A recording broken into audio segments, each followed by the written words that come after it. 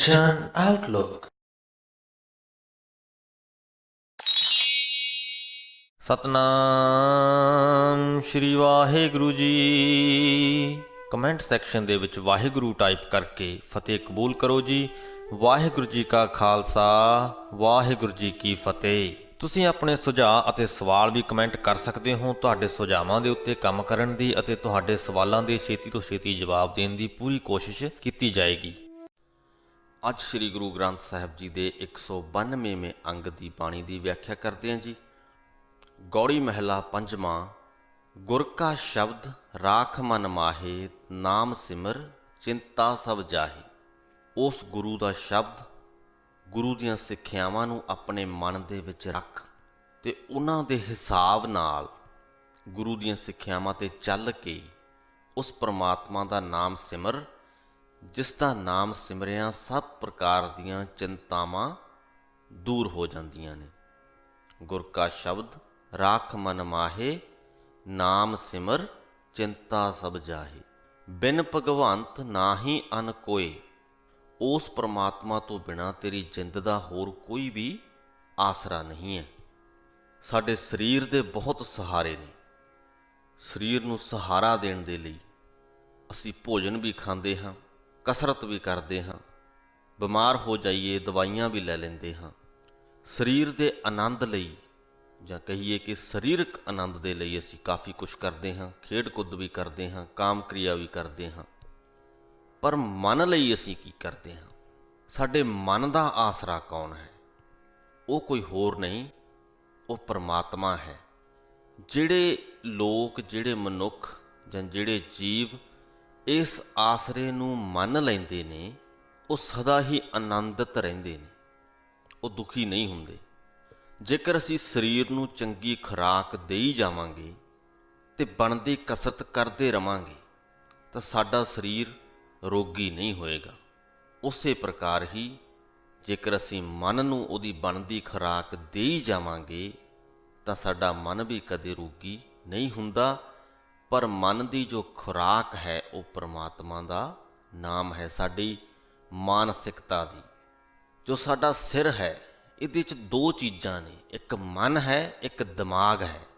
ਦਿਮਾਗ ਫਿਰ ਵੀ ਸਰੀਰਕ ਹਿੱਸਾ ਹੈ, ਪਰ ਜੋ ਮਨ ਹੈ ਉਹ ਅਜਿਹਾ ਹੈ ਜਿਹਨੂੰ ਅਸੀਂ ਛੋਹ ਨਹੀਂ ਸਕਦੇ। ਦਿਮਾਗ ਨੂੰ ਤੁਸੀਂ ਛੋਹ ਸਕਦੇ ਹੋ, ਮਨ ਨੂੰ ਤੁਸੀਂ ਛੋਹ ਨਹੀਂ ਸਕਦੇ। ਜਿਸ ਪ੍ਰਕਾਰ ਦਰਖਤ ਹੈ ਤੇ ਹਵਾ ਹੈ, ਦਰਖਤ ਨੂੰ ਅਸੀਂ ਛੋਹ ਸਕਦੇ ਹਾਂ, ਹਵਾ ਨੂੰ ਅਸੀਂ ਛੋਹ ਨਹੀਂ ਸਕਦੇ। ਪਰ ਜਦ ਹਵਾ ਚੱਲਦੀ ਹੈ, ਦਰਖਤ ਝੂਲਦੇ ਨੇ ਤਾਂ ਸਾਨੂੰ ਪਤਾ ਲੱਗਦਾ ਹੈ ਕਿ ਹਵਾ ਵਗ ਰਹੀ ਹੈ। ਬਿਲਕੁਲ ਉਸੇ ਪ੍ਰਕਾਰ ਹੀ ਦਿਮਾਗ ਤੇ ਮਨ ਹੈ। ਦਿਮਾਗ ਨੂੰ ਅਸੀਂ ਛੋਹ ਸਕਦੇ ਹਾਂ, ਮਨ ਨੂੰ ਅਸੀਂ ਛੋਹ ਨਹੀਂ ਸਕਦੇ। ਪਰ ਮਨ ਦਿਮਾਗ ਦੇ ਅੰਦਰ ਹੀ ਵਸਦਾ ਹੈ ਤੇ ਮਨ ਦੀ ਜੋ ਖੁਰਾਕ ਹੈ ਉਸ ਪਰਮਾਤਮਾ ਦਾ ਨਾਮ ਹੈ, ਗੁਰੂ ਦੀਆਂ ਸਿੱਖਿਆਵਾਂ ਨੇ। ਇਹਨਾਂ ਨੂੰ ਜਦੋਂ ਤੱਕ ਅਸੀਂ ਮੰਨਦੇ ਰਹਿੰਦੇ ਹਾਂ, ਜਦ ਤੱਕ ਅਸੀਂ ਇਸ ਗੱਲ ਨੂੰ ਪੂਰਨ ਤੌਰ 'ਤੇ ਮੰਨ ਲੈਂਦੇ ਹਾਂ, ਤਦ ਤੱਕ ਅਸੀਂ ਆਨੰਦਿਤ ਰਹਿੰਦੇ ਹਾਂ। ਸਾਡੇ ਮਨ ਨੂੰ ਕੋਈ ਵੀ ਗੱਲ, ਕੋਈ ਹਾਦਸਾ ਤੰਗ ਨਹੀਂ ਕਰ ਸਕਦਾ। ਸੋ ਬਿਨ ਭਗਵੰਤ ਨਾਹੀ ਅਨ ਕੋਏ, ਮਾਰੈ ਰਾਖੈ ਇੱਕੋ ਸੋਏ ਰਹਾਓ। ਕਿ ਤੇਰੀ ਜਿੰਦ ਦਾ, ਤੇਰੇ ਮਨ ਦਾ ਆਸਰਾ ਸਿਰਫ ਤੇ ਸਿਰਫ ਉਹ ਪਰਮਾਤਮਾ ਹੈ, ਉਹਦੇ ਤੋਂ ਬਿਨਾਂ ਹੋਰ ਕੋਈ ਵੀ ਨਹੀਂ। ਜੀਵਾਂ ਨੂੰ ਮਾਰਨ ਵਾਲਾ ਤੇ ਜੀਵਨ ਦੇਣ ਵਾਲਾ ਉਹ ਇੱਕ ਪਰਮਾਤਮਾ ਹੀ ਹੈ। ਮਾਰੈ ਰਾਖੈ ਇੱਕੋ ਸੋਏ, ਗੁਰ ਕੇ ਚਰਨ ਹਿਰਦੈ ਔਰ ਧਾਰ, ਅਗਨ ਸਾਗਰ ਜਪ ਉਤਰੈ ਪਾਰ। ਗੁਰੂ ਦੇ ਚਰਨਾਂ ਨੂੰ ਆਪਣੇ ਹਿਰਦੇ ਦੇ ਵਿੱਚ ਵਸਾ ਕੇ ਰੱਖ ਤੇ ਉਸ ਪਰਮਾਤਮਾ ਦਾ ਨਾਮ ਜਪ, ਜਿਸ ਨੂੰ ਜਪਿਆਂ ਤ੍ਰਿਸ਼ਨਾਵਾਂ ਦੀ ਅੱਗ ਦੇ ਇਸ ਸੰਸਾਰ ਸਮੁੰਦਰ ਨੂੰ ਪਾਰ ਕੀਤਾ ਜਾ ਸਕਦਾ ਹੈ। ਗੁਰਮੂਰਤ ਸਿਉ ਲਾਏ ਧਿਆਨ, ਈਹਾ ਊਹਾ ਪਾਵੈ ਮਾਨ। ਜੋ ਗੁਰਮੂਰਤ ਸ਼ਬਦ ਹੈ, ਇਹਦਾ ਅਰਥ ਅਸਲ ਦੇ ਵਿੱਚ ਗੁਰੂ ਦੇ ਸ਼ਬਦ ਹਨ। ਭਾਈ ਗੁਰਦਾਸ ਜੀ ਨੇ ਵੀ ਕਿਹਾ ਹੈ ਕਿ ਗੁਰਮੂਰਤ ਗੁਰ ਸ਼ਬਦ ਹੈ। ਹੁਣ ਤੱਕ ਅਸੀਂ ਜਿੰਨੀ ਵੀ ਬਾਣੀ ਪੜ੍ਹ ਲਈ ਹੈ, 192ਵੇਂ ਅੰਗ 'ਤੇ ਅਸੀਂ ਆ ਚੁੱਕੇ ਹਾਂ। ਤੁਸੀਂ ਨੋਟ ਕੀਤਾ ਹੋਣਾ ਹੈ ਕਿ ਵਾਰ-ਵਾਰ ਗੁਰੂ ਦੇ ਚਰਨਾਂ ਦੀ ਗੱਲ ਹੁੰਦੀ ਹੈ। ਜਾਂ ਪਰਮਾਤਮਾ ਦੇ ਚਰਨਾਂ ਦੀ ਗੱਲ ਹੁੰਦੀ ਹੈ, ਚਿਹਰੇ ਦੀ ਗੱਲ ਨਹੀਂ ਹੁੰਦੀ। ਤੇ ਅੱਗੇ ਵੀ ਅਜਿਹਾ ਹੀ ਹੈ। ਸ੍ਰੀ ਗੁਰੂ ਗ੍ਰੰਥ ਸਾਹਿਬ ਜੀ ਦੇ ਵਿੱਚ ਜ਼ਿਆਦਾਤਰ ਗੁਰੂ ਦੇ ਜਾਂ ਪਰਮਾਤਮਾ ਦੇ ਚਰਨਾਂ ਦੀ ਗੱਲ ਹੋਈ ਹੈ। ਇੱਕਾ ਦੁੱਕਾ ਥਾਵਾਂ ਤੇ ਗੁਰਮੂਰਤ ਸ਼ਬਦ ਵਰਤਿਆ ਗਿਆ ਹੈ। ਚਰਨਾਂ ਦੀ ਗੱਲ ਕਿਉਂ ਕੀਤੀ ਜਾਂਦੀ ਹੈ? ਕਿਉਂਕਿ ਜੋ ਮੂਰਤਾਂ ਹਨ, ਭਾਵ ਕਿ ਜੋ ਚਿਹਰੇ ਹਨ, ਉਹ ਬਹੁਤ ਵੱਖ-ਵੱਖ ਪ੍ਰਕਾਰ ਦੇ ਹਨ। ਚਿਹਰਿਆਂ ਦੇ ਵਿੱਚ ਫਰਕ ਕਰਨਾ ਬੜਾ ਸੌਖਾ ਹੈ। ਅਸੀਂ ਫੱਟ ਕਹਿ ਦਿੰਦੇ ਹਾਂ ਕਿ ਇਹ ਸੋਹਣਾ ਹੈ, ਇਹ ਨਹੀਂ ਸੋਹਣਾ, ਜਾਂ ਇਹਦੀਆਂ ਅੱਖਾਂ ਸੋਹਣੀਆਂ ਨੇ, ਨੱਕ ਨਹੀਂ ਸੋਹਣਾ, ਜਾਂ ਚਿਹਰੇ ਦਾ ਕੋਈ ਇਹ ਫੀਚਰ ਸੋਹਣਾ, ਇਹ ਨਹੀਂ ਸੋਹਣਾ। ਚਿਹਰਿਆਂ ਦੇ ਵਿੱਚ ਫਰਕ ਕਰਨਾ ਬੜਾ ਸੌਖਾ ਹੈ, ਪਰ ਪੈਰਾਂ ਦੇ ਵਿੱਚ ਫਰਕ ਕਰਨਾ ਬਹੁਤ ਔਖਾ ਹੈ। ਤੇ ਦੂਜੀ ਗੱਲ, ਪੈਰ ਨੀਵੇਂਪਣ ਨੂੰ ਦਰਸਾਉਂਦੇ ਨੇ। ਨੀਵੇਂਪਣ ਤੋਂ ਭਾਵ ਕਿ ਆਪਣੇ ਆਪ ਨੂੰ ਨੀਵਾਂ ਰੱਖਣਾ, ਆਪਣੇ ਹੰਕਾਰ ਨੂੰ ਨੀਚੇ ਰੱਖਣਾ। ਇਸ ਲਈ ਵੀ ਪੈਰਾਂ ਦੀ ਗੱਲ ਹੁੰਦੀ ਹੈ। ਸੋ ਗੁਰੂ ਜੀ ਕਹਿੰਦੇ ਨੇ ਕਿ ਗੁਰਮੂਰਤ ਸਿਓ ਲਾਏ ਧਿਆਨ, ਈਹਾ ਊਹਾ ਪਾਵੈ ਮਾਨ। ਕਿ ਜੋ ਮਨੁੱਖ ਗੁਰੂ ਦੇ ਸ਼ਬਦ ਦੇ ਵਿੱਚ ਧਿਆਨ ਲਾਉਂਦਾ ਹੈ, ਉਹ ਇਸ ਲੋਕ ਵਿੱਚ ਵੀ ਤੇ ਪਰਲੋਕ ਵਿੱਚ ਵੀ ਮਾਨ ਹਾਸਲ ਕਰਦਾ ਹੈ। ਸਗਲ ਤਿਆਗ ਗੁਰ ਸਰਨੀ ਆਇਆ, ਮਿਟੇ ਅੰਦੇਸੇ ਨਾਨਕ ਸੁਖ ਪਾਇਆ। ਨਾਨਕ ਸਭ ਕੁਝ ਤਿਆਗ ਕੇ ਗੁਰੂ ਦੀ ਸ਼ਰਨ ਦੇ ਵਿੱਚ ਆ ਗਿਆ ਤੇ ਉਹਦੇ ਸਾਰੇ ਅੰਦੇਸੇ, ਸਾਰੇ ਭਰਮ ਭੁਲੇਖੇ, ਸਾਰੇ ਫਿਕਰ ਦੂਰ ਹੋ ਗਏ ਤੇ ਉਹਨੇ ਸੁੱਖ ਦੀ ਪ੍ਰਾਪਤੀ ਕੀਤੀ। ਗੌੜੀ ਮਹਿਲਾ ਪੰਜਵਾਂ। ਜਿਸ ਸਿਮਰਤ ਦੁਖ ਸਭ ਜਾਏ, ਨਾਮ ਰਤਨ ਵਸੈ ਮਨ ਆਏ। ਜਦੋਂ ਅਸੀਂ ਬਾਣੀ ਦੇ ਨਾਲ ਜੁੜ ਜਾਂਦੇ ਹਾਂ ਤਾਂ ਬਾਣੀ ਦੀ ਬਰਕਤ ਦੇ ਨਾਲ ਜਾਂ ਬਾਣੀ ਦੇ ਸ਼ਬਦਾਂ ਦੇ ਰਾਹੀਂ ਅਸੀਂ ਉਸ ਪ੍ਰਮਾਤਮਾ ਦਾ ਸਿਮਰਨ ਕਰਦੇ ਹਾਂ। ਸ੍ਰੀ ਗੁਰੂ ਗ੍ਰੰਥ ਸਾਹਿਬ ਜੀ ਦੇ ਵਿੱਚ ਦਰਜ ਜ਼ਿਆਦਾਤਰ ਬਾਣੀ ਉਸ ਪ੍ਰਮਾਤਮਾ ਦੀ ਮਹਿਮਾ ਹੈ, ਉਹਦੀ ਉਸਤਤ ਹੈ। ਸੋ ਜਦੋਂ ਅਸੀਂ ਬਾਣੀ ਪੜ੍ਹਦੇ ਹਾਂ, ਜੇਕਰ ਅਸੀਂ ਸਹੀ ਮਾਇਨਿਆਂ ਦੇ ਵਿੱਚ ਬਾਣੀ ਪੜ੍ਹੀਏ ਤਾਂ ਅਸਲ ਦੇ ਵਿੱਚ, ਜੇਕਰ ਅਸੀਂ ਸਿਰਫ ਨਾ ਮਾਤਰ ਸੁਬਾਹ ਸ਼ਾਮ ਪਾਠ ਕਰਦੇ ਹਾਂ, ਪਾਠ ਕਰਦੇ ਸਮੇਂ ਸਾਡਾ ਧਿਆਨ ਕਿਤੇ ਹੋਰ ਹੁੰਦਾ ਹੈ, ਪਾਠ ਕਰਦੇ ਸਮੇਂ ਜੇਕਰ ਅਸੀਂ ਉਸ ਚੀਜ਼ ਨੂੰ ਮਹਿਸੂਸ ਨਹੀਂ ਕਰਦੇ, ਉਸ ਅਹਿਸਾਸ ਨੂੰ ਅਸਲ ਦੇ ਵਿੱਚ ਮਾਣਦੇ ਨਹੀਂ। ਉਹ ਅਹਿਸਾਸ ਕਿਹੜਾ? ਕਿ ਜਦ ਅਸੀਂ ਪਾਠ ਕਰ ਰਹੇ ਹਾਂ ਤਾਂ ਉਸ ਪਰਮਾਤਮਾ ਦੀ ਉਸਤਤ ਕਰ ਰਹੇ ਹਾਂ, ਉਸ ਦੇ ਪ੍ਰਤੀ ਸ਼ੁਕਰਗੁਜ਼ਾਰ ਹੋ ਰਹੇ ਹਾਂ, ਉਹਦੀਆਂ ਬਖਸ਼ਿਸ਼ਾਂ ਤੇ ਹੈਰਾਨ ਹੋ ਰਹੇ ਹਾਂ। ਜਦ ਤੱਕ ਇਹ ਅਹਿਸਾਸ ਤੁਹਾਡੇ ਦਿਲ ਦੇ ਵਿੱਚ ਨਹੀਂ ਪਾਠ ਕਰਦੇ ਸਮੇਂ, ਤਦ ਤੱਕ ਤੁਹਾਡਾ ਪਾਠ ਕਰਨਾ ਸਿਰਫ ਨਾ ਮਾਤਰ ਹੈ। ਸੋ ਇਸ ਅਹਿਸਾਸ ਦਾ, ਇਸ ਭਾਵ ਦਾ ਸਾਡੇ ਅੰਦਰ ਹੋਣਾ ਬਹੁਤ ਜ਼ਰੂਰੀ ਹੈ। ਤਦੇ ਹੀ ਇਹ ਪੰਕਤੀ ਸਾਡੇ ਤੇ ਲਾਗੂ ਹੋ ਸਕਦੀ ਹੈ ਕਿ ਜਿਸ ਸਿਮਰਤ ਦੁਖ ਸਭ ਜਾਏ, ਨਾਮ ਰਤਨ ਵਸੈ ਮਨ ਆਏ। ਕਿ ਜਿਹੜੀ ਬਾਣੀ ਦੀ ਬਰਕਤ ਦੇ ਨਾਲ ਸਾਨੂੰ ਉਸ ਪ੍ਰਮਾਤਮਾ ਦਾ ਨਾਮ ਸਿਮਰਨ ਕਰਨ ਦਾ ਮੌਕਾ ਮਿਲਦਾ ਹੈ, ਉਸ ਨਾਮ ਸਿਮਰਤ ਨਾਲ ਸਾਡੇ ਦੁੱਖ ਦੂਰ ਹੋ ਜਾਂਦੇ ਨੇ। ਪ੍ਰਮਾਤਮਾ ਦੇ ਨਾਮ ਰੂਪੀ ਰਤਨ ਸਾਡੇ ਮਨ ਦੇ ਵਿੱਚ ਆ ਵਸਦਾ ਹੈ। ਜਪ ਮਨ ਮੇਰੇ ਗੋਬਿੰਦ ਕੀ ਬਾਣੀ। ਪਹਿਲੀ ਹੀ ਪੰਕਤੀ ਤੇ ਥੋੜਾ ਹੋਰ ਜ਼ੋਰ ਦਿੰਦੇ ਹਾਂ ਕਿ ਨਾਮ ਰਤਨ ਵਸੈ ਮਨ ਆਏ, ਕਿਉਂਕਿ ਇਸ ਅੰਗ ਦੀ ਬਾਣੀ ਦੀ ਸ਼ੁਰੂਆਤ ਦੇ ਵਿੱਚ ਅਸੀਂ ਸਰੀਰ ਅਤੇ ਮਨ ਨੂੰ ਵੱਖਰਾ ਵੱਖਰਾ ਕਰ ਲਿਆ ਹੈ।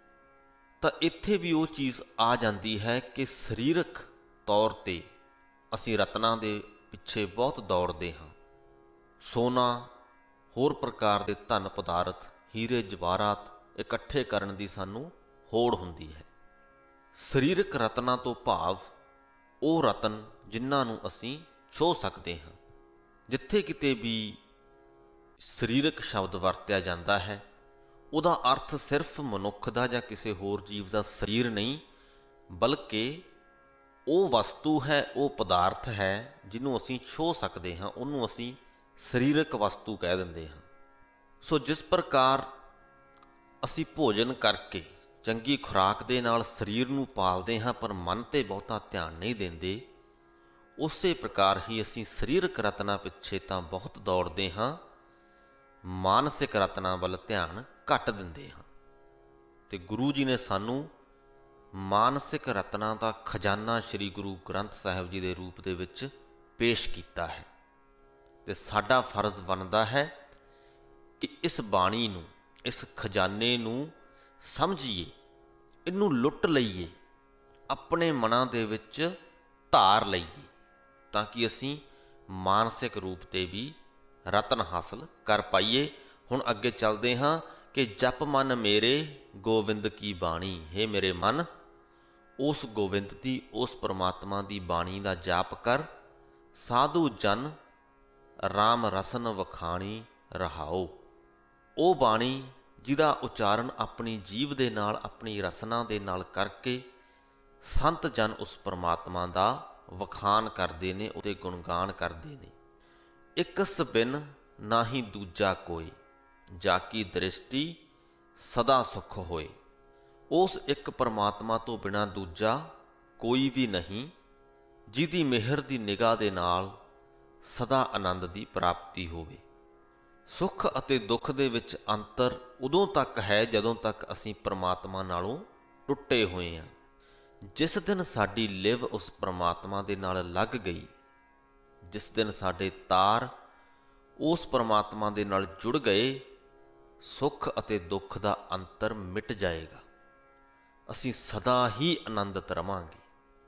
ਇਸੇ ਲਈ ਹੀ ਗੁਰੂ ਜੀ ਨੇ ਕਿਹਾ ਹੈ ਕਿ ਜਾ ਕੀ ਦ੍ਰਿਸ਼ਟ ਸਦਾ ਸੁਖ ਹੋਏ।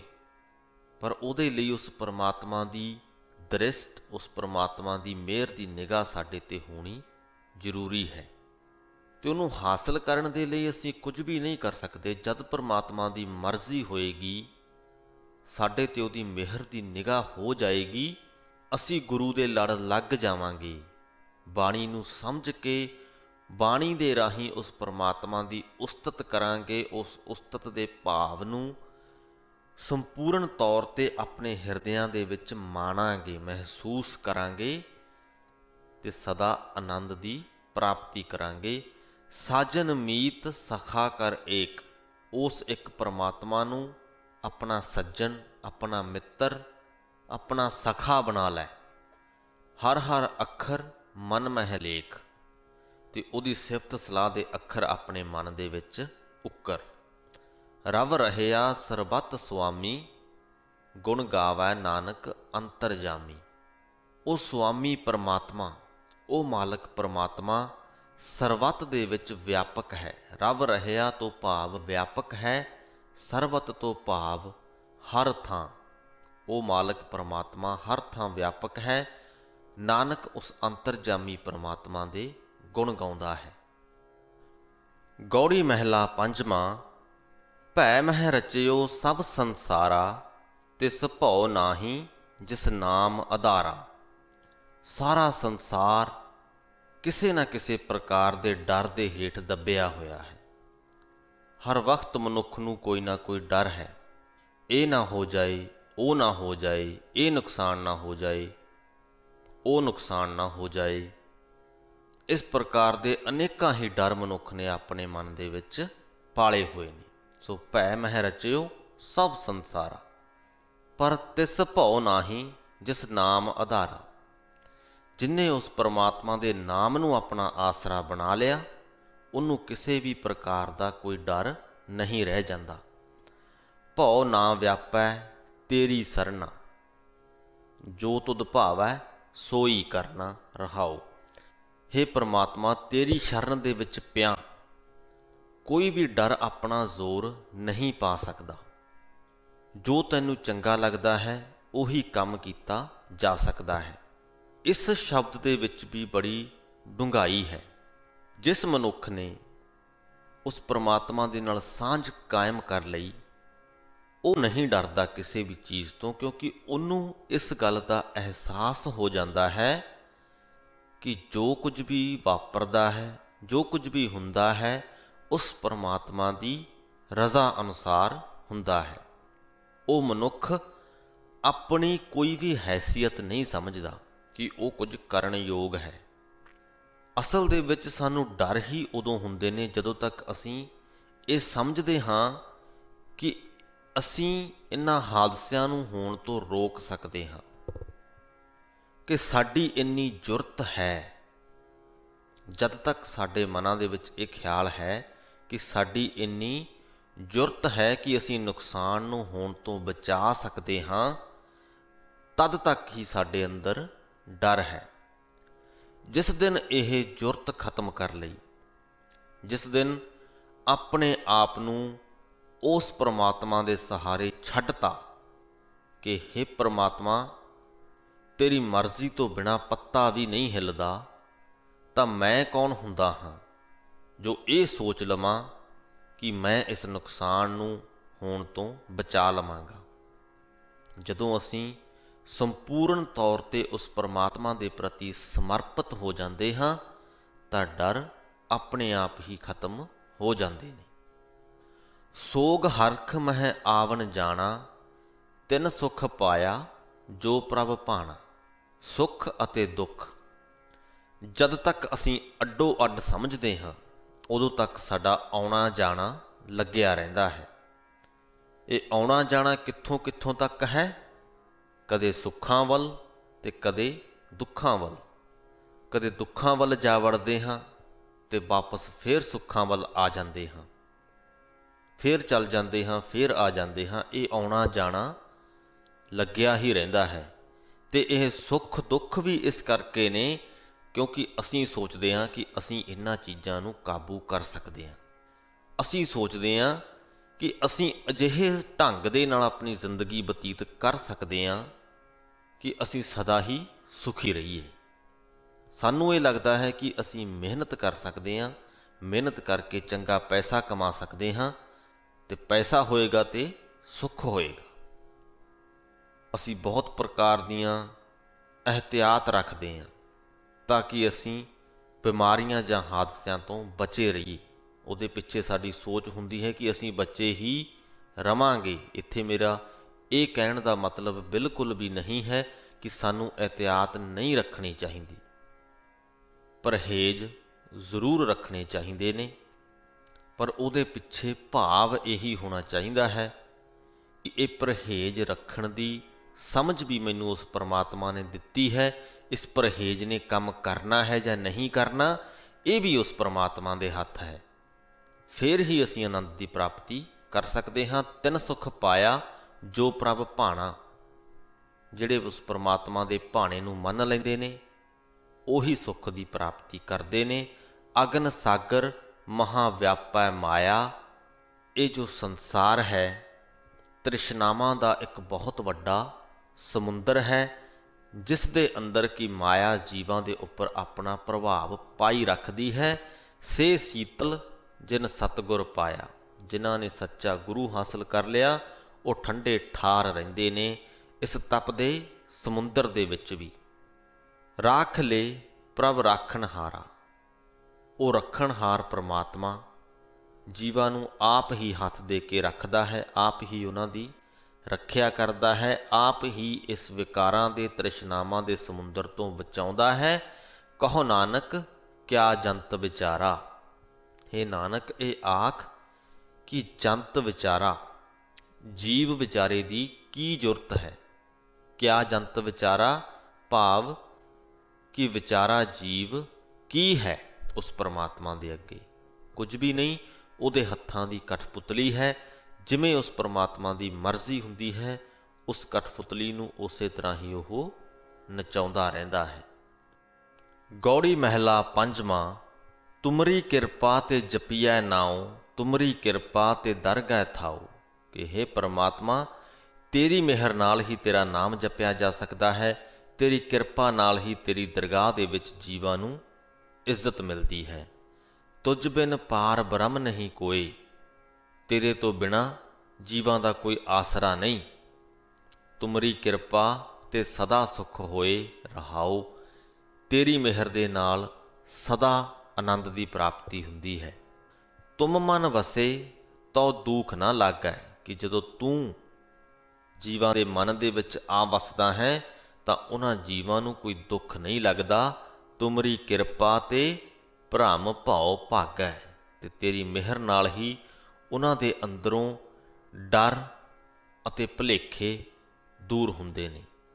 ਪਾਰ ਬ੍ਰਹਮ ਅਪਰੰਪਰ ਸੁਆਮੀ, ਸਗਲ ਘਟਾ ਕੇ ਅੰਤਰਜਾਮੀ। ਸਾਰਿਆਂ ਦੀ ਦਿਲਾਂ ਦੇ ਜਾਣਨ ਵਾਲੇ ਪ੍ਰਮਾਤਮਾ, हे ਪਾਰ ਬ੍ਰਹਮ, हे ਬੇਅੰਤ ਮਾਲਕ, ਕਰੋ ਅਰਦਾਸ ਆਪਣੇ ਸਤਿਗੁਰ ਪਾਸ। ਜੇ ਤੇਰੀ ਮਿਹਰ ਹੋਵੇ ਤਾਂ ਮੈਂ ਨਾਨਕ ਉਸ ਆਪਣੇ ਸਤਿਗੁਰੂ ਦੇ ਅੱਗੇ ਅਰਦਾਸ ਕਰਦਾ ਹਾਂ, ਨਾਨਕ ਨਾਮ ਮਿਲੈ ਸੱਚ ਰਾਸ, ਕਿ ਮੈਨੂੰ ਤੇਰਾ ਉਹ ਨਾਮ ਪ੍ਰਾਪਤ ਹੋਵੇ ਜਿਹੜਾ ਕਿ ਸੱਚੀ ਰਾਸ ਪੂੰਜੀ ਹੈ। ਸੱਚੀ ਤੋਂ ਭਾਵ ਸਦਾ ਕਾਇਮ ਰਹਿਣ ਵਾਲੀ ਰਾਸ ਪੂੰਜੀ ਹੈ। ਗੌੜੀ ਮਹਿਲਾ ਪੰਜਵਾਂ। ਕਣ ਬਿਨਾ ਜੈਸੇ ਥੋਥਰ ਤੁਖਾ, ਨਾਮ ਬਿਹੂਨ ਸੂਨੇ ਸੇ ਮੁਖਾ।